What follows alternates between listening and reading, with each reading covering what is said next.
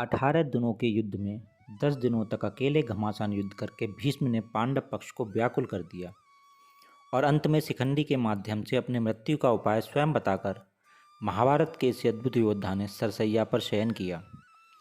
उनके सरसैया पर लेटने के बाद युद्ध 8 दिन और चला, लेकिन भीष्म पितामह ने शरीर नहीं त्यागा था, क्योंकि वे चाहते थे कि जब सूर्य उत्तरायण होगा तभी वे शरीर का त्याग करेंगे। भीष्म पितामह सरसैया पर 58 दिन तक रहे। उसके बाद उन्होंने शरीर त्याग दिया। तब माघ महीने का शुक्ल पक्ष था। आओ जानते हैं कि इस दौरान उन्होंने जो शिक्षा दी उसमें से 11 खास सीख।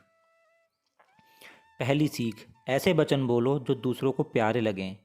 दूसरों को बुरा भला कहना, दूसरों की निंदा करना, बुरे वचन बोलना, यह सब त्यागने के योग्य है। दूसरों का अपमान करना, अहंकार और दंभ, यह अवगुण है। दूसरी सीख, त्याग के बिना कुछ प्राप्त नहीं होता। त्याग के बिना परम आदर्श की सिद्धि नहीं होती। त्याग के बिना मनुष्य भय से मुक्त नहीं हो सकता।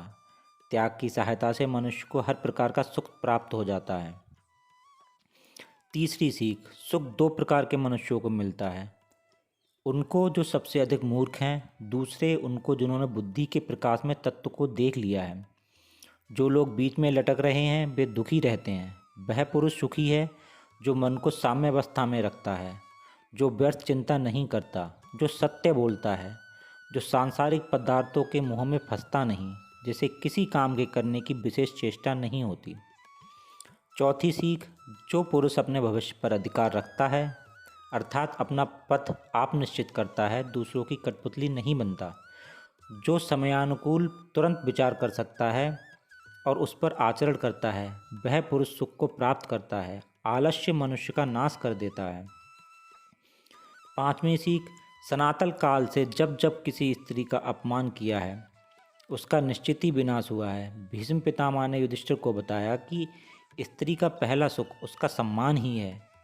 उसी घर में लक्ष्मी का वास रहता है जहाँ स्त्री प्रसन्न रहती है। जिस घर में स्त्री का सम्मान ना हो और उसे कई प्रकार के दुख दिए जाते हों, उस घर से लक्ष्मी सहित अन्य देवी देवता भी चले जाते हैं। छठी सीख, भीष्म पितामह ने युधिष्ठिर को बताया कि जब नदी पूरे वेग के साथ समुद्र तक पहुंचती है तो वह बड़े से बड़े वृक्ष को बहाकर अपने साथ ले जाती है। एक बार समुद्र ने नदी से पूछा कि तुम्हारा जल प्रवाह इतना तेज और शक्तिशाली है कि उसमें बड़ा सा बड़ा पेड़ बह जाता है, लेकिन ऐसा क्या है कि छोटी घास, कोमल बेल और नरम पौधों को बहाकर नहीं ला पाती। नदी ने कहा कि जब मेरे जल का बहाव आता है तो बेलें अपने आप झुक जाती हैं, किंतु पेड़ अपनी कठोरता के कारण यह नहीं कर पाते हैं, इसीलिए मेरा प्रवाह उन्हें उखाड़कर बहा ले जाता है। अतः जब भी विपरीत परिस्थिति हो तो प्राणी को झुककर ही रहना चाहिए।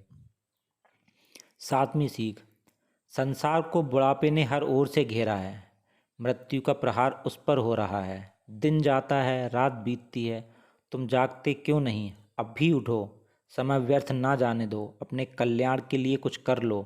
तुम्हारे काम अभी समाप्त नहीं होते कि मृत्यु घसीट ले जाती है। आठवीं सीख, भोजन अकेले ना खाएं। धन कमाने का विचार करें तो किसी को साथ मिला लें।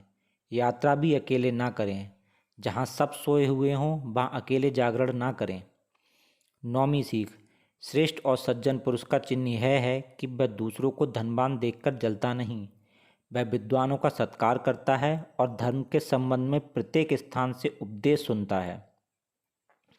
10वीं सीख, जो मनुष्य व्यर्थ अपने आप को संतप्त करता है वह अपने रूप रंग, अपनी संपत्ति, अपने जीवन और अपने धर्म को भी नष्ट कर देता है।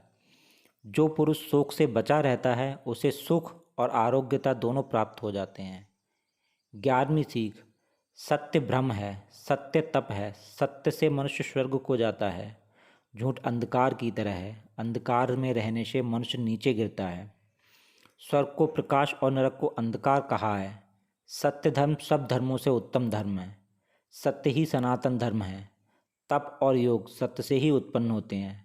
शेष सब धर्म सत्य के अंतर्गत ही हैं। बोलो राधे राधे।